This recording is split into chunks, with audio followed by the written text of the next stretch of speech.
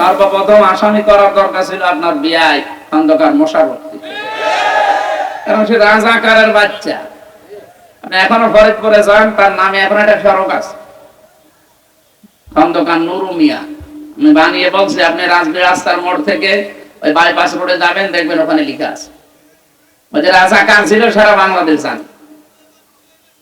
এই সমস্ত কাজ কারবার করে এই যে মিথ্যার উপরে যারা টিকে ছিল, মিথ্যার উপরে টিকে থাকা যায় না। আজকের আয়াতগুলো ওই কথায় আছে, মিথ্যার উপরে কোনোদিন টিকে থাকা বলেন যায় না। একদিন না একদিন প্রকাশ হবে। আর যখন প্রকাশ হবে আপনাকে এত ঘৃণিত, এত নিন্দিত করবে যে কুকুরকেও মানুষ অত ঘৃণা করে না। আর দেখেন এত ঘৃণিত হয়ে গেছে এই দলটা। আমার মনে হয় বাংলাদেশে এখন যদি কেউ কুকুর মার্কা নিয়ে দাঁড়ায় তাও সে পাশ করতে পারে। ওই মার্কাটাও আল্লাহ ঘৃণিত করে দিয়েছে। দু একজন যদি একটু মাথা বের করে, মানুষ পিটিয়ে তারে আদামারা করে ফেলে।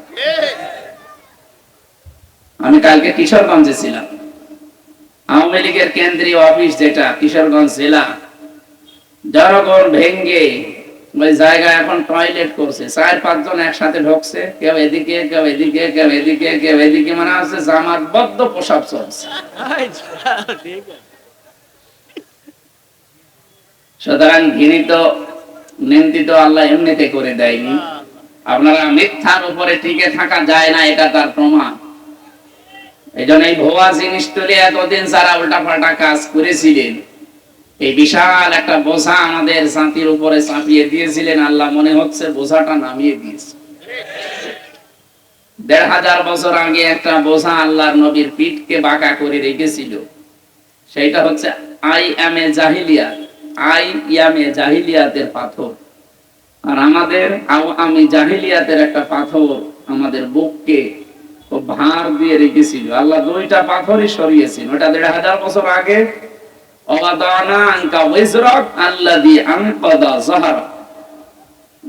আমি কি আপনার পিঠের উপর থেকে বোঝা নামিয়ে দেয়নি, যে বোঝা আপনার পিঠকে বাঁকা করে রেখেছিল? আর 2024-এর 5 আগস্টে আল্লাহ মনে হচ্ছে নতুন করে আরেকটা জিনিস আমাদের দেখালেন। কি সেটা? রব্বুল আলামিন বলেন, ফাতিলকা বুয়ুতুহুম খাবিয়াতাম বিমা যালামু। সূরা নমল 19 নম্বর পারার 20 নম্বর পৃষ্ঠার 7 নম্বর লাইনের 52 নম্বর আয়াতের প্রথম অংশে আছে। এটা আধুনিক তাফসীরে পাবেন। আল্লাহ জানে আঙ্গুল দিয়ে দেখাচ্ছে, ফাতিলকা বুয়ুতুহুম, বাইতুন না, বুয়ুত বহুবচন, হোম মানে এটা জমির, এটাও বহুবচন। আল্লাহ বলেন এই সেই ঘরগুলো। আমার তো মনে হচ্ছে আল্লাহ এইভাবে দেখিয়ে দিচ্ছে যে এই সেই ঘরগুলো। খাবিয়াতান, আমি জনশূন্য করে দিয়েছি, ওজার গৃহ বানিয়ে দিয়েছি, পরিত্যক্ত করে দিয়েছি, বিমা যালামু, তাদের জুলুমের কারণে। এটা দেখো তো বাস্তব। এই তো কিছুক্ষণ আগে আমি এই যে কিশোরগঞ্জের জেলা অফিসটা বললাম, একেবারে বাস্তব আল্লাহ ওজার গৃহ বানিয়ে দিয়েছে, পরিত্যক্ত, এখন জাতীয় টয়লেট। শুধু একটা না, বাইতুন না দিয়ে বুয়ুত দেওয়ার কারণ হচ্ছে 2024-এর 5 আগস্টের পরে দেখেন সারা দেশে জালেমদের যত বাড়ি ঘর আল্লাহ সব পরিত্যক্ত বানিয়ে দিয়েছেন। এর প্রমাণ এই অকর্মা মুজাম্মিলের বাড়ি। নাকি ভাঙেননি? ভাঙেননি? ও, এটা ঠিক আছে। আর আমার কুষ্টিয়া যান, হানিফ সাহেবের বাড়ি এখন পরিত্যক্ত, মানুষের পোশাক পায়খানা করছে।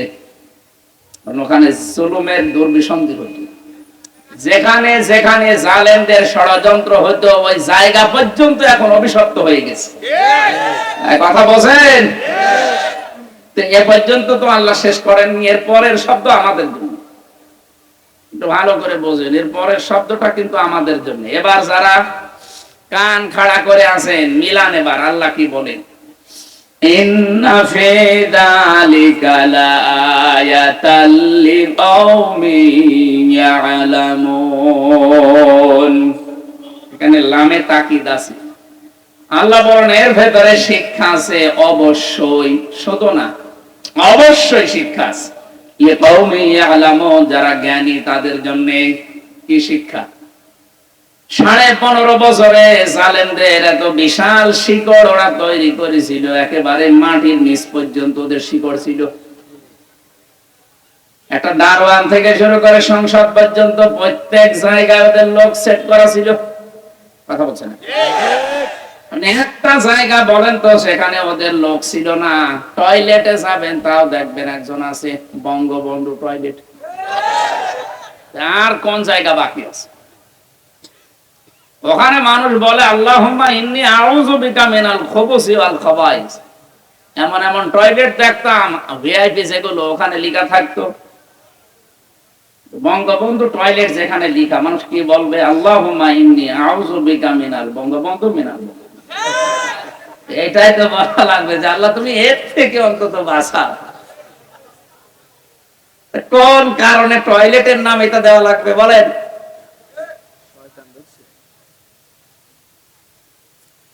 আল্লাহ রাব্বুল আলামিন জানিয়েছেন পৃথিবীর মানুষেরা ওদের এত বড় বিশাল শিকড় যদি আমি কেটে দিতে পারি, ফাকতিয়া দাবিরুল কওমিল্লাযিনা যালামু। সূরা আনাম 7 নাম্বার পারা 12 নাম্বার পৃষ্ঠার 3 নাম্বার লাইনের 45 নাম্বার আয়াতের প্রথম অংশে আছে ফাকতিয়া দাবিরুল কওমিল্লাযিনা যালামু। জালেমদের শিকড় কেটে দেওয়া হয়ে গেছে। এখানে ফাকতিয়া মজহুল, এর ফাইল কে জানা নেই। তাহলে কে কখন জালেমদের বাড়ি ঘর ভেঙেছে এই 5 তারিখে কেউ জানেও না, কারণ এর ফাইল আপনি কোথায় পাবেন?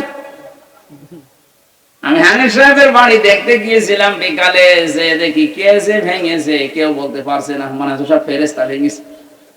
একটা ইট পর্যন্ত নেই, সব খুলে খুলে নিয়ে চলে যাচ্ছে, পায়খানার প্যান পর্যন্ত খুলে নিয়ে চলে যাচ্ছে।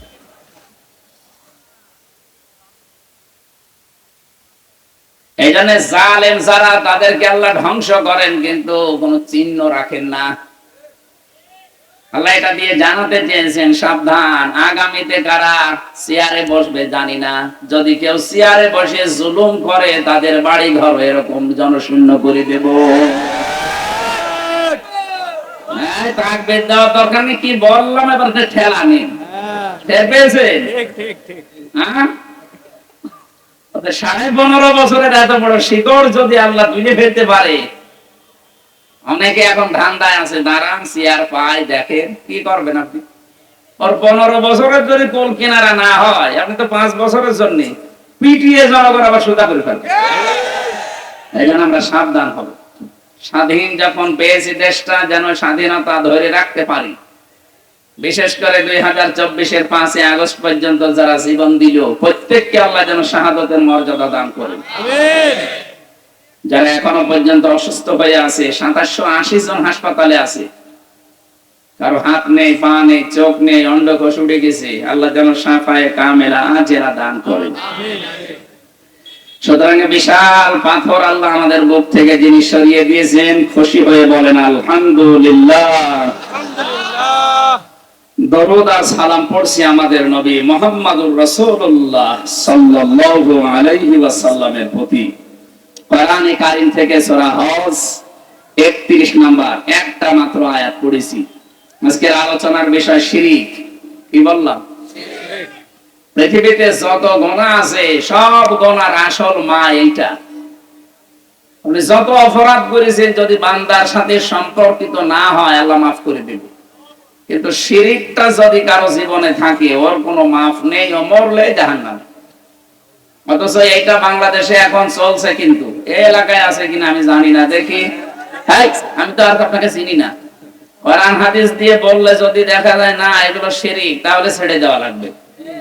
আমি তো আর আমার বাবার কথা বলবো না, এখানে হাজারো আলেম আছে। শিরক বিল জাত, শিরক বিল সিফাত, শিরক বিল ইখতিয়ারা, শিরক বিল হুকুক, এই প্রকারগুলো আপনি বিশ্লেষণ করলে 120 প্রকার পর্যন্ত হবে। আমরা সিরিয়াল আকারে একটা একটা করে বলবো, যেটা যার সাথে এলাকায় মিলবে, ও যদি সত্যি আল্লাহর বান্দা দাবি করে, জান্নাত পেতে চায়, ও যেন এক্ষুনি তাওবা করে থেমে যায়। কারণ ইন্নাহু মা ইউশরিক বিল্লাহ, যে ব্যক্তি আল্লাহর সাথে শিরিক করে ফাকাদ হারামাল্লাহু আলাইহিল জান্নাহ, তার জন্য জান্নাত হারাম। এই ফতোয়াটা আমি বানালাম না, সূরা মায়েদার ভেতরে আছে। যারা কথা বলেন কেন, কথা বন্ধ করেন ভাই, খুব জরুরি না হলে একটু বাইরে যান।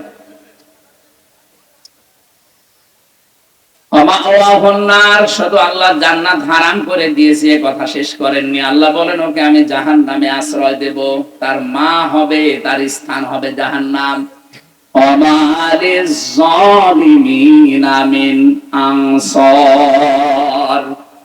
জালেমদের জন্য কোনো সাহায্যকারী আপনি পাবেন না। শিরিক এই শব্দটা শুনতে যত ছোট মনে হচ্ছে, বিষয়টা অত ছোট না। এ বিষয়ে সতর্ক করার কারণে এই দুনিয়াতে আল্লাহ অনেককে চিরন্তন করে দিয়েছেন।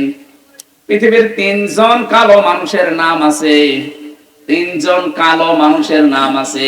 একজন হযরতে মাহজা, হযরত ওমর রাদিয়াল্লাহু তাআলা আনহুর খাদেম। 2 নম্বরে হযরতে বেলাল, 3 নম্বরে লোকমান। এই 3 জনের জীবনী পড়ে দেখেছি, এরা এত কালো ছিল, হাড়ির তলা দেখতে যেমন তার চাইতে কালো। ওদের জহব্বা ছিল, এই যে ঠোঁট ঝুলে গিয়েছিল, এত কালো। চেহারার যা বর্ণনা বলছি, একবার দেখলে মনে হয় আরেকবার দেখতে মন চাবে। অথচ এই 3 জনের দাম আমার আল্লাহর কাছে এত বেশি। নবীজি বলেন বেলালের পায়ের আওয়াজ আমি জান্নাতে পেয়েছি। হযরত লোকমানের নামে তো আল্লাহ একটা পুরা সূরা নাযিল করে দিয়েছেন। কি করেছিলেন জীবনে হযরত লোকমান?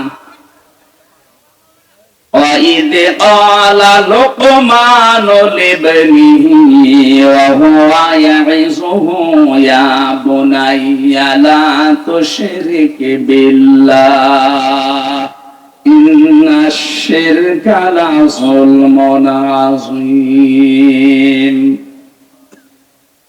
আল্লাহ পাক বলেন স্মরণ করো দুনিয়ার মানুষেরা লোকমানের কথা, যখন সে তার সন্তানকে ডাক দিয়ে বলেছিল কলিজার টুকরা, আর যাই করো দুনিয়ায় শিরিক করবা না, কারণ শিরিক হচ্ছে পৃথিবীতে বড় জুলুম। হযরত লোকমান তার সন্তানকে পরিচয় করিয়েছেন কার সাথে? আরো জোরে বলেন। আমরা যেহেতু এখন নবী পাইনি, নবীর ওয়ারিসদেরকে পাই। আলেম যারা তারা নবীর ওয়ারিস। এই কথা বলেন না কেন? এরা নবীর উত্তরাধিকারী, নায়েবে রাসূল। এই মানুষগুলোর দায়িত্ব হবে জনগণকে, জাতিকে আল্লাহর সাথে পরিচয় করিয়ে দেওয়া। এই জন্য শিরিক সম্পর্কে আমি আলেম হিসাবে আপনাদের পরিচয় করাচ্ছি। আল্লাহর সাথে পরিচয় করানোর কারণে হযরত লোকমানকে আল্লাহ চিরন্তন করে দিয়েছেন। আল্লাহ রাব্বুল আলামিন বলেন এতটুকু বলার পরে আমি আল্লাহ কিন্তু আর বসেছিলাম না, লোকমানকে এবার তার সন্তানের সাথে পরিচয় করিয়ে দিয়েছি। ওয়াসাইনাল ইনসানা বিওয়ালিদাইহি হামালাতুহু উম্মুহু কুরহা ওয়া ওয়াদাআতুহু কুরহা ইলা আখির আয়াত। আমি হযরত লোকমান সহ তামাম দুনিয়ার সন্তানদেরকে এই আদেশ দিয়ে দিলাম, লোকমান তুমি সন্তানকে আমার সাথে পরিচয় করিয়েছো। আমি আল্লাহ তোমার সাথে তোমার সন্তান শুধু না, কিয়ামত পর্যন্ত যারা সন্তান আসবে তাদেরকে আমি আল্লাহ আদেশ দিলাম, নসিহত করলাম, ওসিয়ত করলাম এই যে তোমরাও তোমাদের মার বাবার সাথে কি করবা সেইটা আমি ব্যাখ্যা করে বললাম। কোরআন শরীফের ভেতরে সবচাইতে বেশি আল্লাহ ব্যাখ্যা দিয়েছেন মার বাবার নামে। এত ব্যাখ্যা অন্য কারো নামে আমি পাইনি। এত ব্যাখ্যা দিয়েছেন আল্লাহ মার বাবার নামে। শব্দের দিকে খেয়াল করেন তাহলে, আল্লাহর সাথে পরিচয় করিয়েছে এই লোকটা কাকে? সন্তানকে। কাকে? বলেন বলেন। আল্লাহ তাকে সহ তামাম দুনিয়ার বাবাদেরকে পরিচয় করিয়ে দিচ্ছেন সন্তানদের সাথে। আল্লাহ এত বেশি মর্যাদা দিয়েছেন। হুমা জান্নাতুকা হুমা নারুকা। নবীজি বলেন মা বাপ তোর জান্নাত, মা বাবাই তোর জাহান্নাম। এরা যদি সত্যিই বৈধ কোনো কারণে তোর প্রতি নারাজ হয়ে যায়, তুই যা করবি না কেন আমি আল্লাহ তোর কিন্তু জাহান্নামে দেব।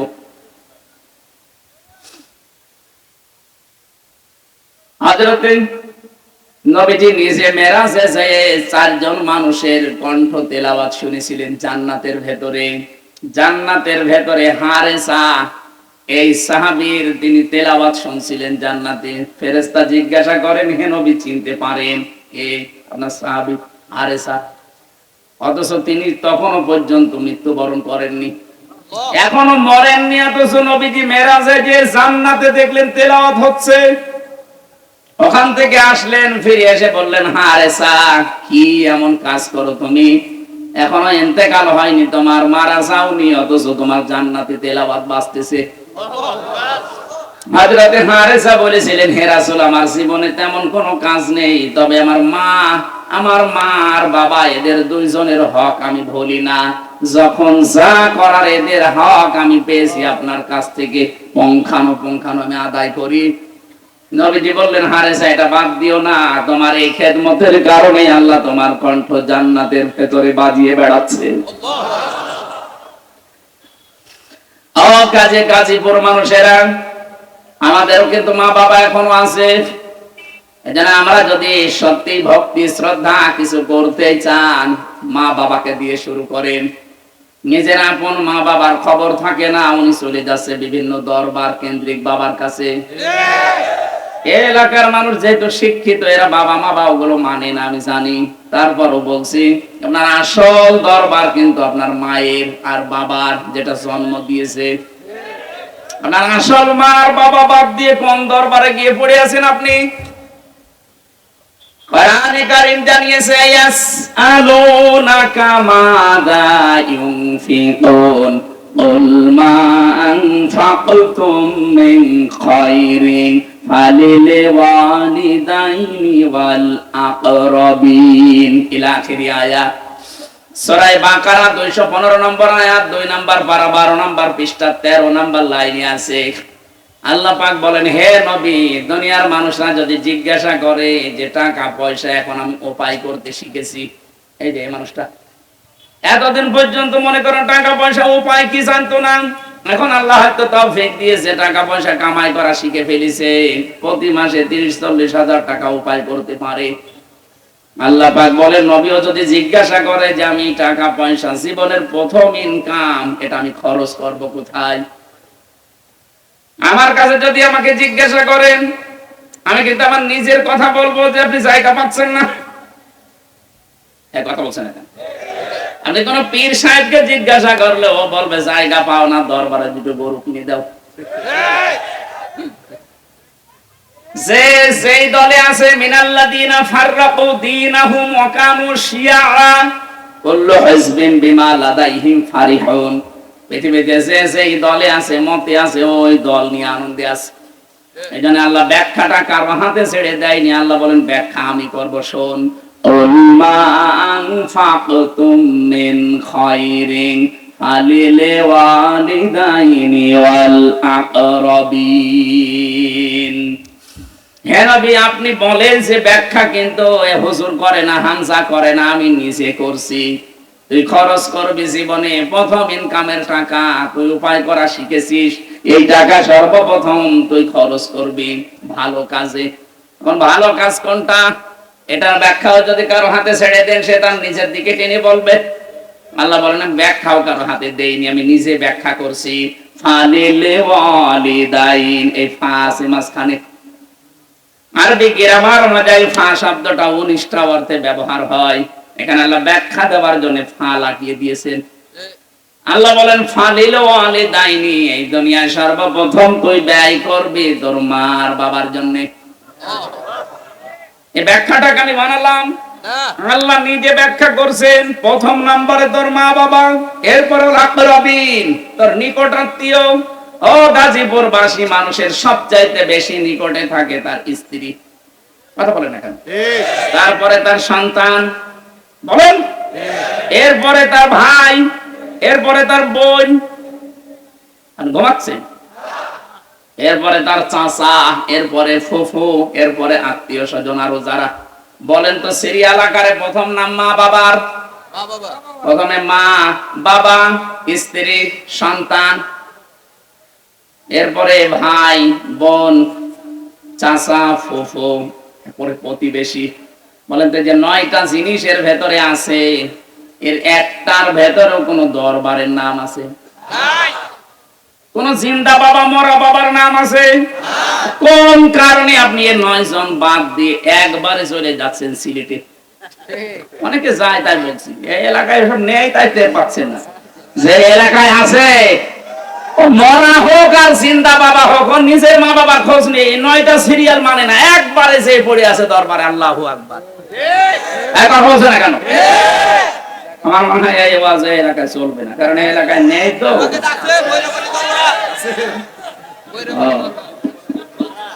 এলাকায় যদি এটা থাকে ভাই, আপনি হাতে পায়ে ধরে বলছি আপনার পাটা হাতটা এদিকে নিয়ে আসেন, আপনি কিন্তু ভুল পথে আছেন। যদি বিশ্বাস না হয়, যে আলেম আছে এই আলেমকে জিজ্ঞাসা করেন। আমি একেবারে আয়াত, পারা, পৃষ্ঠা, লাইন, রুকু, তাফসীরের নামও বলছি, তাফসীরে হাক্কানিতে আছে। এই সিরিয়াল বাদ দিয়ে কোন কারণে আপনি সিলেটে যাবেন, চট্টগ্রামে যাবেন, বরিশালে যাবেন, আপনাকে বলে যাওয়া লাগবে আপনি ভুল পথে আছেন। এই মুহূর্তে আপনি থামেন। কি 3টা অপরাধ যদি দুনিয়ায় কেউ করে, 3টা, তাহলে তার শাস্তি আল্লাহ বলেন আমি ডবল করে দেব। একটা পাপ হবে আর শাস্তি হবে কয়টা? বলেন বলেন। এটা সূরা ফুরকানের 68 নাম্বার আয়াতে আছে। আমার মনে হয় যদি আয়াতটা পড়ার পরে দেখেন যে হ্যাঁ এই রোগের রোগী এই এলাকায় আছে, তাকে ঔষধটা খাওয়া লাগবে। যদি থাকে আপনি দেখেন ওয়াল্লাযীনা লা ইয়াদউনা মা'আল্লাহি ইলাহান আখার, এটা 68 নাম্বার আয়াত সূরা ফুরকান 19 নাম্বার পারার 4 নাম্বার পৃষ্ঠার 13 নাম্বার লাইনে আছে। এটা তাফসীরে ফি জিলালিল কোরআনে পাবেন। রব্বুল আলামিন বলেন দুনিয়ার মানুষ সাবধান, যারা ঈমানদার, যারা ঈমান আছে ভেতরে, তারা জীবনে 3টা গুনাহ কোনোদিন করতে পারে না। তার 1 নম্বরে আমি আল্লাহর সাথে অন্য কাউকে তারা ডাকতে পারে না। ঠিক। বাংলাদেশে বহু মানুষকে আমরা দেখি আল্লাহকে ডাকে, পাশাপাশি আরো কারকে জুড়ে নেয়। ইয়ালি বাবা, কেল্লা বাবা, ফতে বাবা, এই যে তাহেরি ভাই যেভাবে ডাকে, কথা বলেন।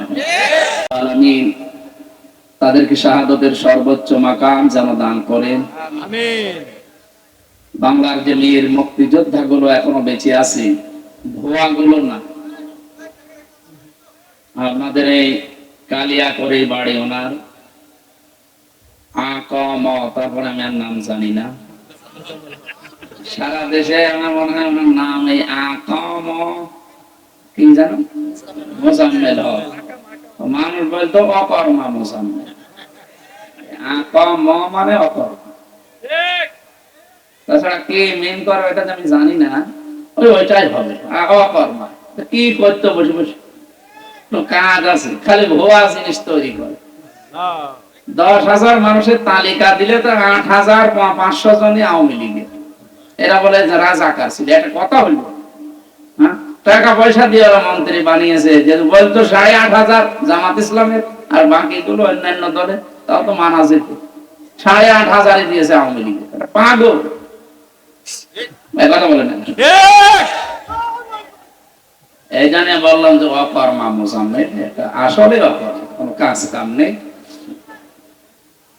যারা সত্যি মুক্তিযোদ্ধা করেছিলেন, যারা যুদ্ধ করে নিজের জীবন বাজি রেখে দেশটা স্বাধীন করে আজাদ করে আমাদেরকে দিয়ে গেলেন, ওরা জাতির শ্রেষ্ঠ সন্তান। কিন্তু 15.5 বছরে যত দুর্নীতি হয়েছে এই মুক্তিযোদ্ধা এই শব্দটা নিয়ে, ভুয়ার কারণে আসলটা হারিয়ে গেছে। আসল যারা, তাদের নাম নেই, ভুয়াটা এখন সামনে এসে ওরা খালি বেতন ভাতা নিচ্ছে। 15.5 বছরে যারা বেতন ভাতা নিয়েছেন, সে মুক্তিযোদ্ধার নাম নিয়ে হোক, এমপির নাম নিয়ে, মন্ত্রীর নাম নিয়ে, টাকা সব রাষ্ট্রের টাকা, ফেরত দেওয়া লাগবে। হ্যাঁ, এইটা ফাইনাল কথা, আপনাকে ফেরত দেওয়া লাগবে। কারণ আমরা আপনাকে 15.5 বছরে ভোট দেই, আপনি ভুয়া নির্বাচনের মাধ্যমে জোর করেছিলেন, সুতরাং টাকা ফেরত না দিলে আপনাদের মাপ নেই। সর্বোপরি এই দিনে যে মানুষগুলো এখনো যোদ্ধা হতো, যে মানুষগুলো গাজী হয়ে ফিরে এসেছে 1971 সালে, যারা এখনো বেঁচে আছে, বাংলার এই শ্রেষ্ঠ সন্তানদের জন্য তাদের অভাব অনটন যা আছে আল্লাহ যেন দূর করে একটা সুন্দর ষষ্ঠ জীবন আল্লাহ তাদেরকে যেন উপহার দেন দুনিয়া এবং আখিরাতে। আরো শুকরিয়া জানাচ্ছি 2024 সালের 5ই আগস্ট পর্যন্ত যারা মারা গেলেন, আমাদের এই স্বাধীন মুক্ত দেশকে যারা গিলে খেয়েছিল একটা ভুয়া জিনিসের মাধ্যমে, চেতনাধারী এই মুক্তিযোদ্ধাদের নাম নিয়ে। এটা যে পুরা ভুয়া ছিল এটা আমরা এখন জানতে পারছি। আপনি বলেন তো, শেখ পরিবারের ওই সময় 11 জন মানুষ সমর্থ ছিল যুদ্ধ যেতে, একটাও যায়নি। কিসের চেতনা ধারণ করেন আপনি? আপনি যে বিচার করেন মুক্তিযুদ্ধের বিরুদ্ধে যারা ছিল তাদের বিচার হবে।